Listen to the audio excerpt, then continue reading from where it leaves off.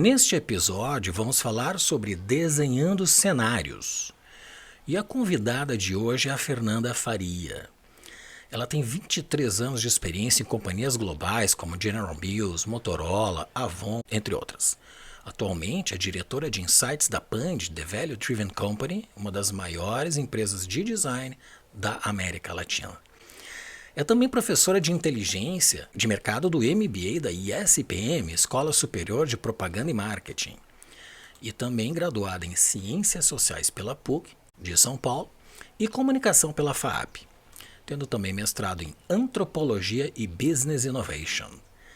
Seu foco é pesquisa de cenários de mercado e comportamento do consumidor, buscando identificar rotas estratégicas para o lançamento e consolidação de marcas. Vamos abusar do seu conhecimento e vamos ver quais serão as oportunidades de mercado que a Fernanda vai nos comentar agora.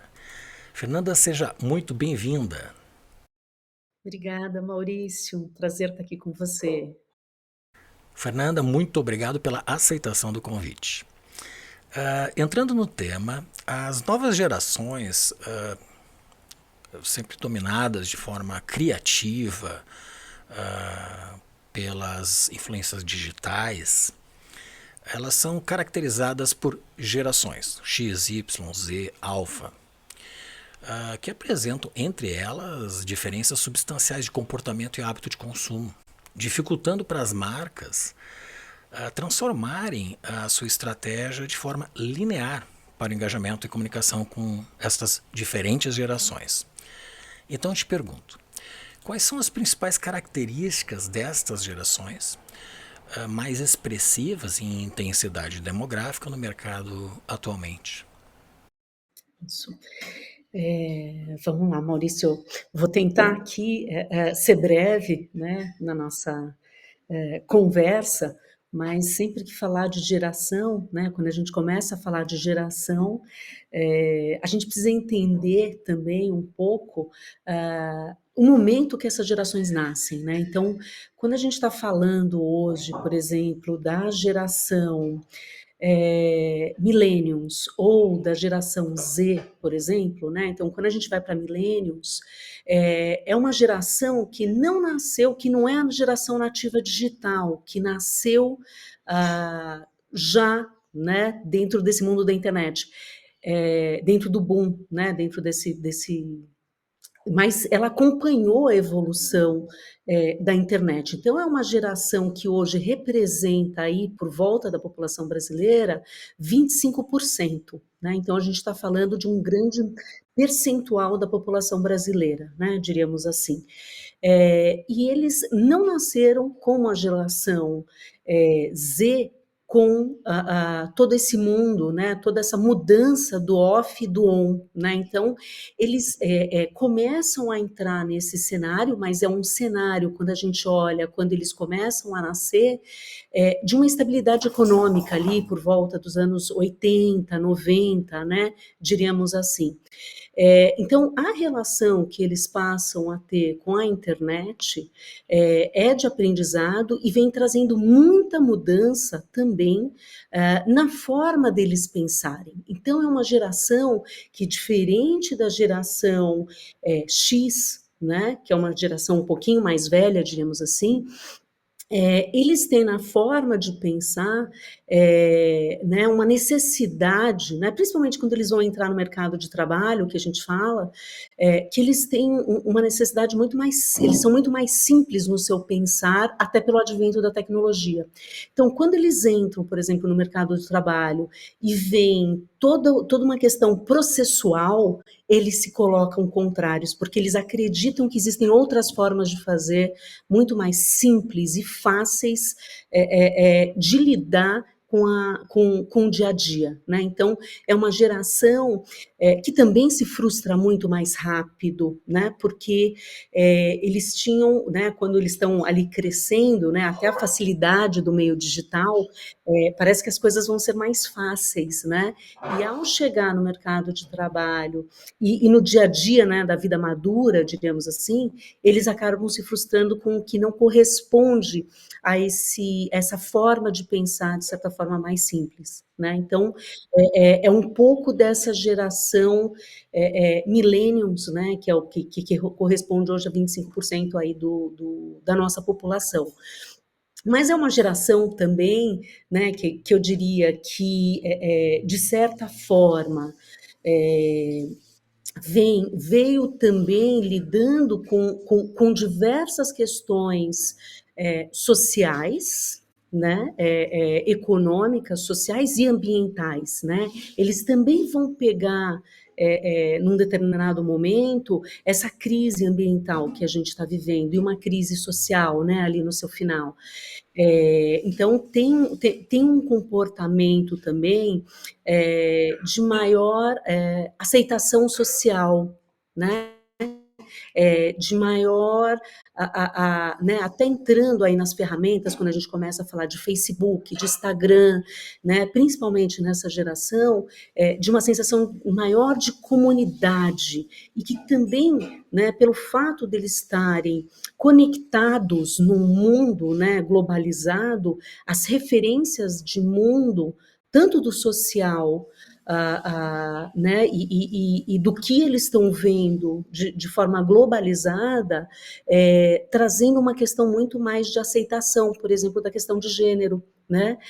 Porque eles estão expandindo os horizontes, né? Então, o que nós levávamos muito tempo para conhecer culturas de outros países, essa geração millennials, né, no toque da internet, no toque aí seja do Google, seja, né, das pesquisas, passam a ter acesso a outras culturas, a outra forma de viver, de se relacionar.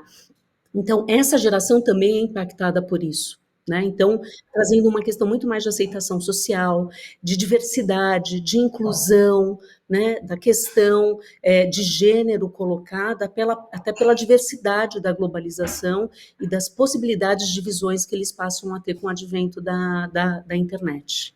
Certo? Dá para assumir que essa geração é mais imediatista nos seus desejos, nas ambições?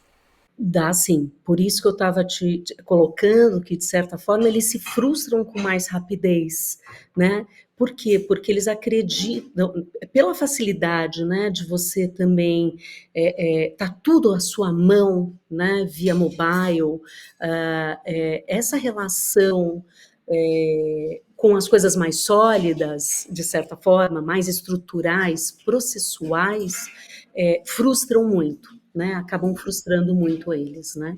Essa geração millennials, elas são os que nasceram em 83, não é? A partir de 80, dependendo da escola que você for ler e estudar, a partir de 80 até 2000, diríamos assim, né? E a Aí partir de tem 2000 a geração Z. Exatamente, aí já é a geração Z. Ou a partir de 96, né? A gente não tem uma régua muito sólida, né? Com relação a essas mudanças, mas a gente fala ali de 80, né? Década de 80 até 2000, mas você vai ter, por exemplo, os nativos digitais que entram ali um pouquinho antes, vai. Então, essas linhas não são muito rígidas, né? Aí colocadas, né? Então, por volta de, né, 95, 96, a gente já passa ali para outra geração, né, para a geração Z, por exemplo. Apesar da comunicação ser instantânea e global, existem as culturas locais de cada país, distinguindo as pessoas, sobretudo, por linguagem e valores locais. Como as marcas podem estabelecer uma estratégia de engajamento global considerando tantas diferenças regionais? Olha, eu acho que as marcas, né, principalmente as marcas globais, né, elas já passaram por diversos momentos, diríamos assim, né, de muitas vezes terem uma única campanha, né, e trabalhar com uma ideia criativa única e muitas vezes tentando levá-la e levar a mesma execução para diversas regiões do mundo, né? Então, se você voltar ali para né, anos 90, né, você vai pegar a comunicação das grandes multinacionais tentando ter, né, encontrava-se uma grande ideia criativa, Só que essa ideia criativa, né, que era produzida e filmada uma única vez, ela era levada para todos os quatro cantos do mundo, diríamos assim, né? E muitas vezes o que a gente percebeu é que a ideia criativa ela viaja, né? Mas muitas vezes a identidade das pessoas que estavam nessas comunicações não necessariamente, né? Então, o que eu acredito muito é a gente tem ideias criativas que trabalham com valores universais, mas que precisam ser adaptadas localmente, né? Qual será, pelas tuas análises, o maior potencial de consumo nos próximos 10 anos a partir destas gerações? Sabemos também que tem a Alfa, que é a mais nova, né? O que, assim, pelos dados, né, a gente está falando da geração Z ainda, né, diríamos assim. Essa geração, né, por estimativas, o poder de consumo beira aí 4,4 trilhões de dólares, né? Então, vai ser uma geração que já é essa geração nativa digital, que já não tem a separação no universo on e off, e que tem um poder de consumo que está na ponta dos dedos, né, diríamos assim. Então, é uma geração que também cresceu aí, né, nasce aí já mais efetivamente vivendo, né, toda essa questão social, política e ambiental, né, que nós estamos, em uma geração mais envolvida com causas, diríamos assim. Então, e por isso também, né, muito tem se discutido sobre propósito das marcas e como trazer, né, isso para essa nova geração que está aí buscando marcas que, de certa forma, dialoguem com essas angústias, né, que eles estão vendo, de certa forma, no mundo. Fazendo uma observação a partir de uma leitura que eu vejo dos cenários e das diversidades culturais entre Ásia e o próprio Brasil, eu percebo que essa nova geração ela tem preocupações e angústias em relação a causas externas, amplas, generalistas.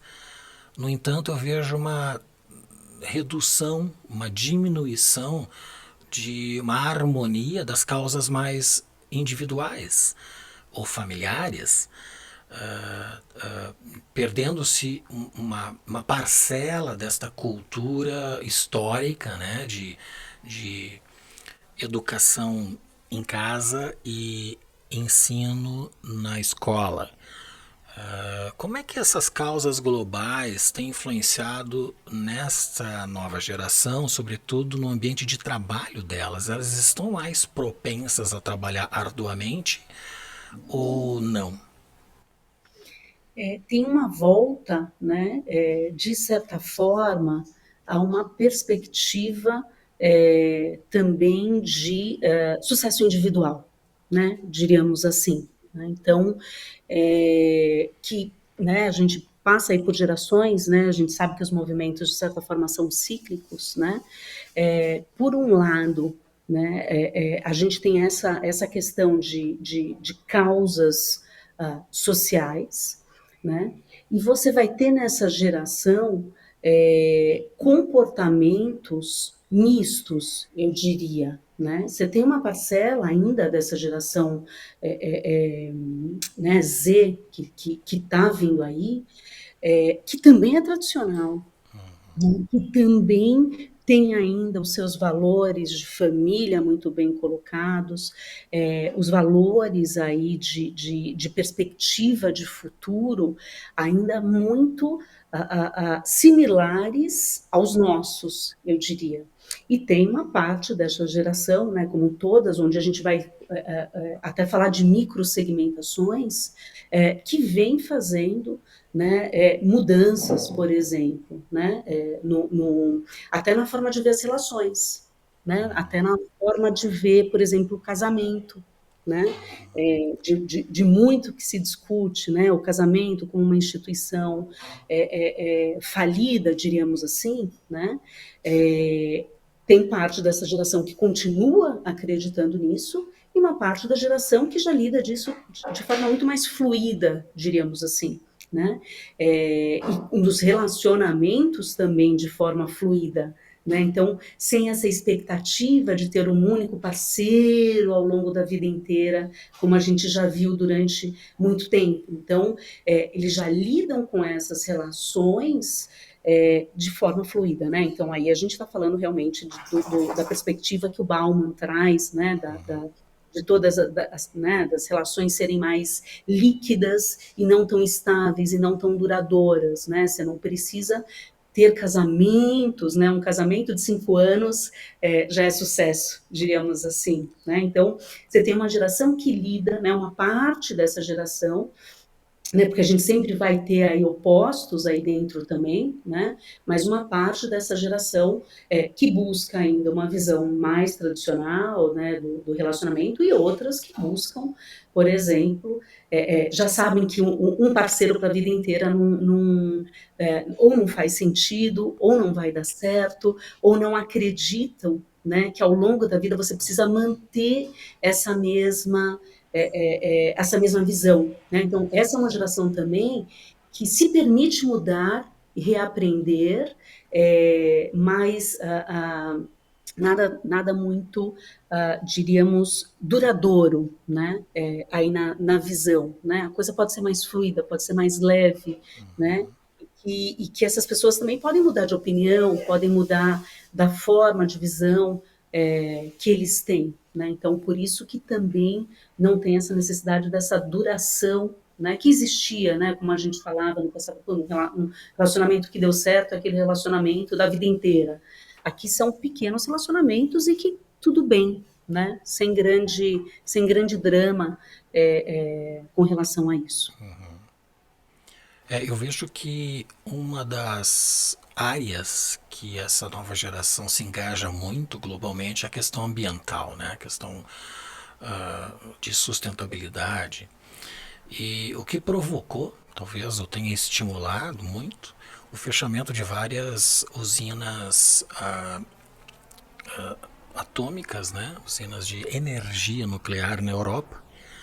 Mas como esta geração nunca viveu a carência como as gerações anteriores, os baby boomers ou mesmo a geração anterior a baby boomers que passaram pela Segunda Guerra Mundial, onde existia carência de energia elétrica, eu vejo que neste momento que a Europa está tendo uma possibilidade muito real de ter falta de energia elétrica por conta do fechamento dessas usinas, até porque existe uma questão geopolítica que está envolvendo isso tudo, mas é uma realidade.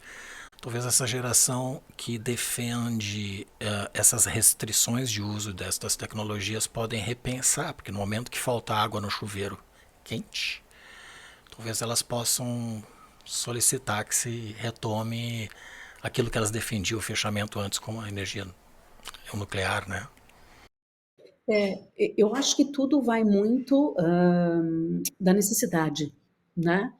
A necessidade é um fator que muda, é, que muda muito, né? O cenário em que a gente está, né?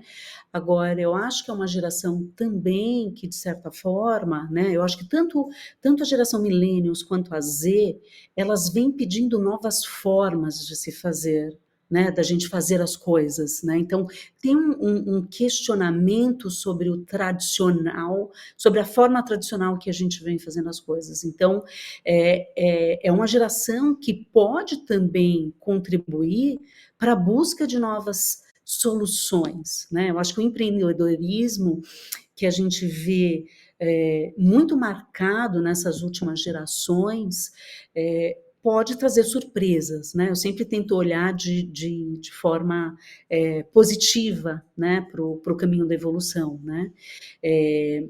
Mas a gente está vendo também, então, assim, por um lado, a necessidade, obviamente, pode mudar, então, então, são duas coisas que a gente está vendo aí nessa sua pergunta, quase duas variáveis, eu diria, né? Você tem uma questão de um inverno mais rigoroso e verões mais rigorosos que nós estamos tendo, então, é um inverno que se prevê na Europa muito frio.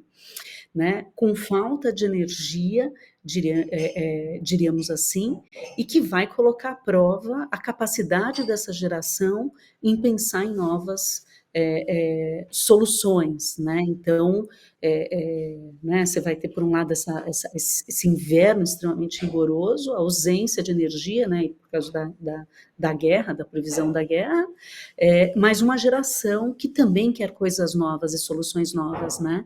E que também está muito assombrada de estar vivendo uma guerra, né?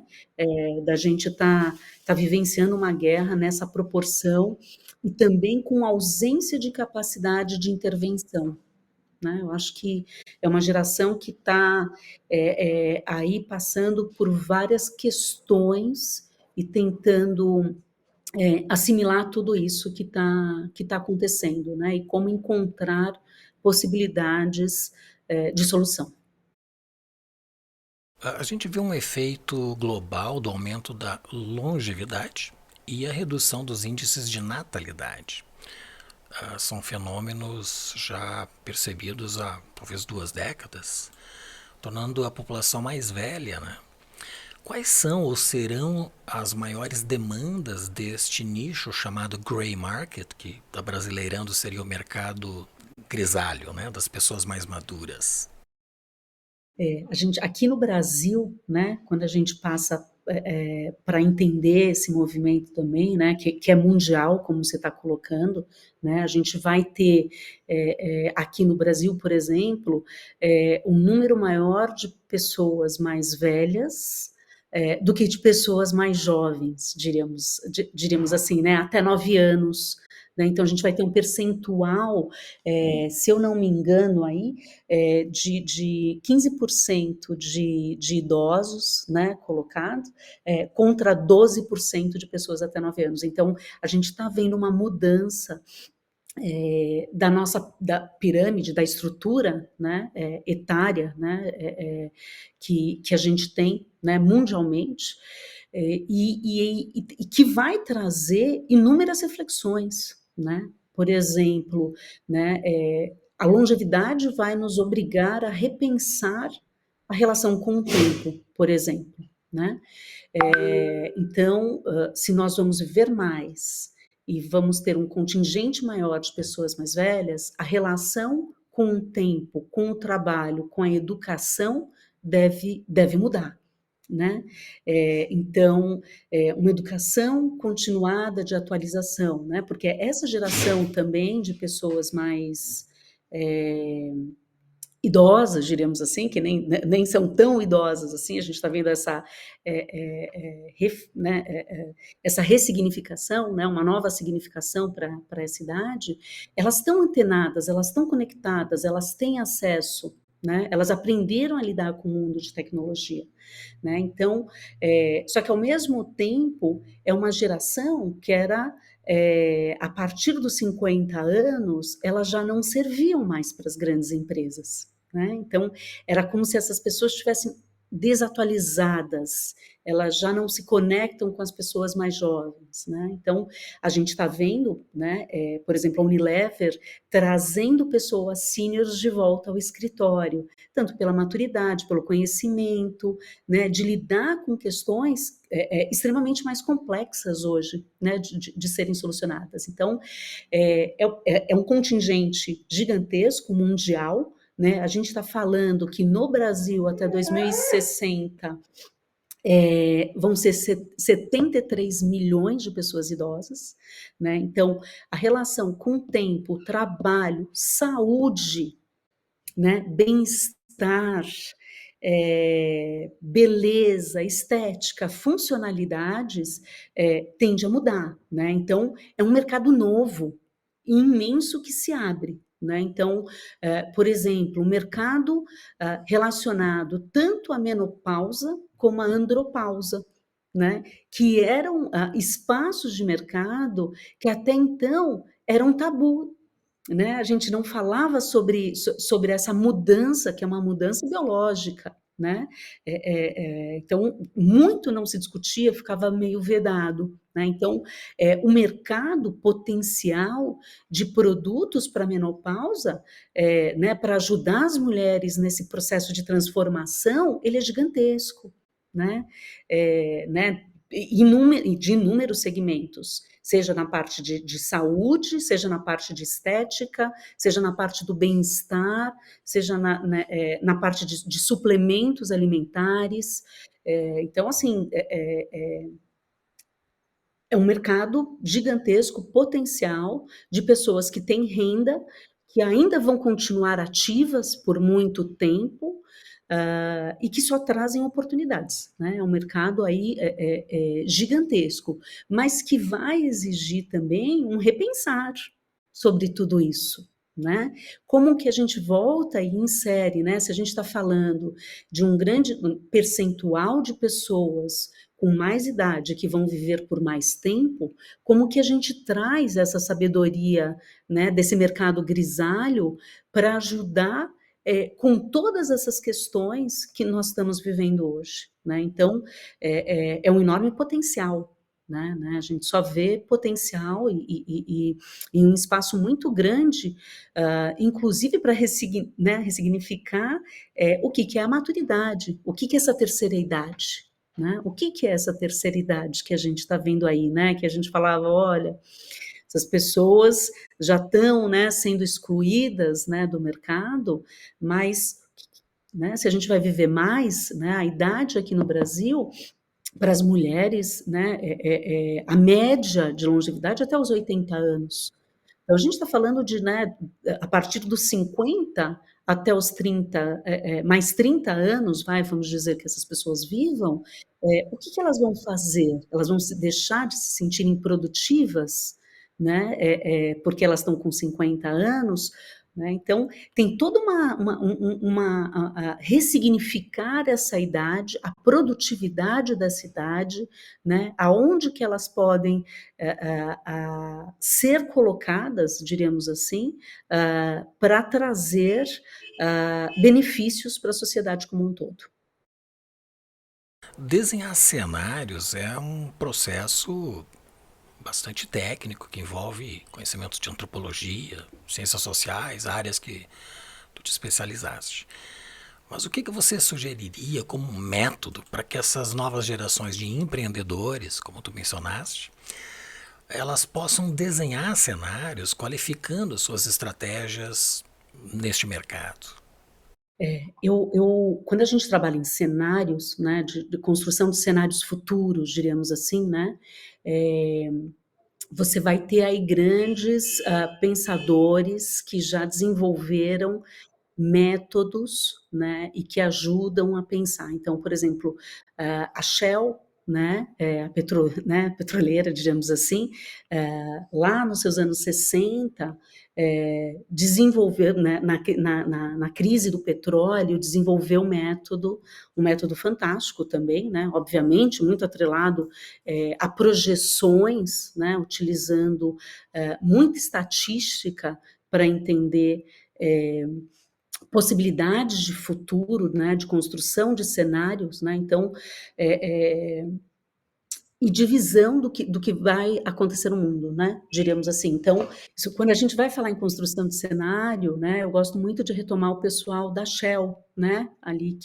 que fez o primeiro desenvolvimento, né, para pensar qual que seria o futuro, né, da questão do petróleo, né, diremos assim. Então, não dá para pensar em construção de cenário de futuro sem a gente olhar para dados, né, eu sempre falo de hard data, né, de dados sólidos, e de projeções, né? Então, trabalhar com projeção de cenários e pensar como vai ser o futuro, a gente precisa de evidências, a gente precisa de dados e a gente precisa de projeções, né? Junto com essa parte, né, de dados, né? Então, olhando aí para toda uma questão né, por exemplo, da demografia, crescimento de população, ou da própria, né, dados relacionados à economia de consumo, né, para olhar e obviamente, né, junto a isso, na hora que a gente fala,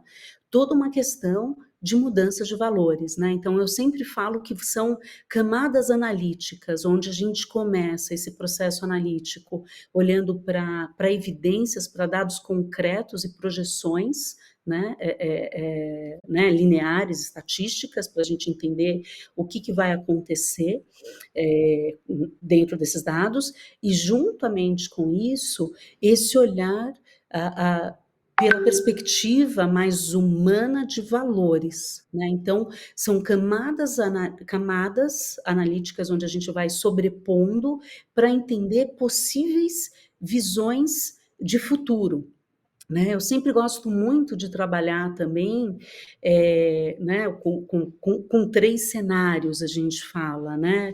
Então, frente a esses dados, se for um cenário mais otimista, né, como que vai ser esse mundo que vai nascer, né, que a gente está projetando, né? Se esse mundo vai ser mais pessimista, o que pode acontecer, né, nessa visão de mundo do que a gente está imaginando, ou se ela é mais realista, né? Então, os 3 cenários, né, essas 3, partindo desses dados mais hards, né, mais né, com evidências, sempre pensar em 3 possibilidades, eu diria, né? Que dois podem ser 2 caminhos mais otimistas, um mais pessimista, um mais né, meio do caminho, diríamos aí, né? Então, sempre, né, junto, né, com um time de profissionais, né, que tem que ser bastante híbrido, né, de formações diferentes, com know-how diferente, conhecimentos diferentes, para a gente conseguir os prós e contras de cada um desses cenários. E para partir de cada um desses cenários, né, então fizemos as construções dos cenários, né, entendemos aí 3 visões de futuros que podem se realizar, né?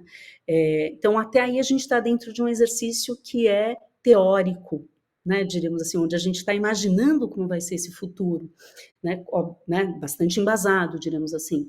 Só que num segundo momento, né, acho que o principal a fazer depois é como que eu preparo minha empresa para lidar com esses cenários, com essas visões do que estão acontecendo. Né? Então, o mais importante, né, ao longo, e muitas vezes já participei de construção de cenários que são extremamente elaborados e construção de cenários que são mais simples. Né?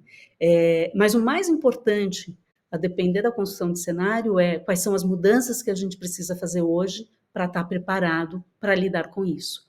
Né? E o que a gente acredita realmente, né, do que vai vir acontecer, né? Então, eu acho que as empresas que conseguem estar preparadas para lidar com as mudanças, né, principalmente nesse momento do mundo, né, que está acontecendo tantas mudanças, são essas empresas que conseguem organizar seu time, organizar sua liderança para pensar em futuro, né, em visão de futuro e o impacto que vai ter, né, e pensar em mudanças. Né? Então, acho que né, é um processo extremamente rico de ser vivenciado, porque nos obriga a ter um olhar 360 do que está acontecendo, né, 360 sobre o que está acontecendo e os impactos possíveis que vão acontecer dentro do nosso negócio. Né?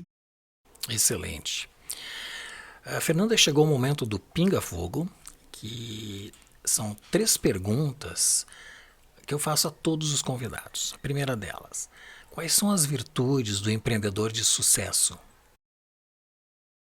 Eu acho que é flexibilidade, né? Eu acho que a primeira flexibilidade no pensar. Eu acho que é um mindset flexível que se permite entender uma realidade e mudar, né? E não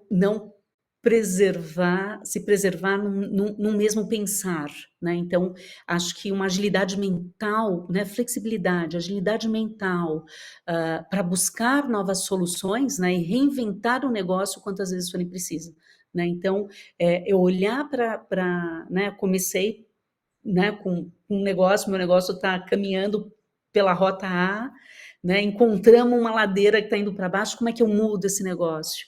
E como que eu me desprendo das crenças do passado que me trouxeram até aqui para poder caminhar para o futuro, né? Acho que é um pouco esse, né, acho que essa flexibilidade mental e o desapego de crenças que até então nos trouxeram a um lugar de sucesso, né? E coragem, bicho, tem que ter coragem para mudar a rota quando necessária. O que diferencia os sonhadores dos fazedores? Eu acho que todo fazedor tem um pouco de sonhador, né? Mas não dá para ficar só no sonho, né? Você tem que ir para a prática, você tem que ir lá, né? Tem que acordar cedo e ralar e trabalhar e não ter, né? Um certo comodismo, diríamos assim. Estar disposto a todo dia acordar para fazer o novo, né? E caminhar. Acho que uma pitada de sonhador no fazedor, com certeza, mas o fazedor é aquele que vai lá e coloca na prática, na raça, da forma que for e na forma que der, né? Porque não necessariamente aquilo que você sonhou você vai conseguir executar. Então, como você faz, não deixa a bola parar, né? Como que você segue adiante e toca sem ser daquela forma exatamente que você sonhou, né? Mas é a forma que você conseguiu. O que é design? Design é uma. Eu acho que design é uma forma de ver o mundo, né? Acho que design faz parte da evolução do mundo, diríamos assim, né? É uma forma de ver o mundo, de construir o mundo, de pensar soluções novas, de reinventar, né? E de evoluir, né? De evoluir. Acho que o design vem trazendo, né, ao longo da história da humanidade, né? Se a gente for falar, quando começa com uma lança, né? Esculpir uma lança, ou, né, o design vem sempre caminhando nesse processo de ajudar a evolução do mundo. E do ser humano, sem sombra de dúvida, né? De nos ajudar no nosso dia a dia, trazendo enormes benefícios. E inúmeros benefícios também. Muito bom. Fernanda, estamos chegando ao final, mas antes de você se despedir, eu gostaria que você indicasse um ou mais livros que ajudem os empreendedores, esta nova geração, a alcançarem a sua melhor versão. Eu acho que tem alguns livros hoje eh, eh, que ficam um pouco na minha cabeceira, né? Um é esse livro do Daniel Goleman, que vai falar sobre uma força para o bem, né? O Daniel, que escreveu Inteligência Emocional, ele traz uma visão do Dalai Lama, né, para o próximo século, para o nosso mundo. Então, é um livro de cabeceira que nos ajuda a pensar principalmente as grandes questões que a humanidade está vivendo hoje e como a gente pode ajudar nesse processo de evolução e de solução para o nosso mundo. Outro livro que eu gosto muito é 21 lições, né, para o século XXI, do Harari também. É um livro grosso, mas ele é delicioso, fácil de ler e nos traz uma visão atual do que a gente precisa. Então, são livros que dialogam entre si, né, porque eles vão tangenciar temas semelhantes. E para quem gosta de inovação, o Trend Driven Innovation, né, que eu gosto bastante também para pensar toda essa perspectiva de tendências e de construção de cenários futuros. Excelente. Só reforçando que estes 3 livros vão estar com um link dedicado no site podbrand.design, onde as pessoas vão poder encontrá-lo em alguma plataforma de venda de livros. Fernanda, muito obrigado, agradeço muito a tua presença, esse tema é delicioso, eu acho uma matéria fascinante, desenhar cenários, e que depende de muito estudo, né? Muito obrigado. Obrigado, Maurício. Prazer sempre estar com você nessa troca aí gostosa de ideias, também acho uma matéria apaixonante, né, aí eu começo a falar, às vezes eu acabo me empolgando, mas obrigada pelo convite e sempre muito bom estar com você trocando aí, ideias, né. Maravilha, muito obrigado. Te convido a comentar e avaliar este episódio, fazer sugestões, propor novos temas e também enviar suas perguntas. Visite o nosso site podbrand.design. Teremos sempre a programação atualizada, recomendação de livros como estes que a Fernanda nos indicou e muito mais. Você pode enviar suas perguntas através dos comentários aí abaixo, ou então pelo e-mail hello@podbrand.design. É você influenciando o podcast. E se você chegou até aqui melhor do que entrou, compartilhe com as pessoas que curtem o conhecimento. Se inscreva em nosso canal e clique em gostei ou não gostei. Isto ajudará muito para que mais pessoas alcancem sua melhor versão. Agradeço muito a presença da Fernanda Faria e em especial a você que nos acompanha. Nos vemos na próxima terça às 19 horas no Podbrand, o podcast do design.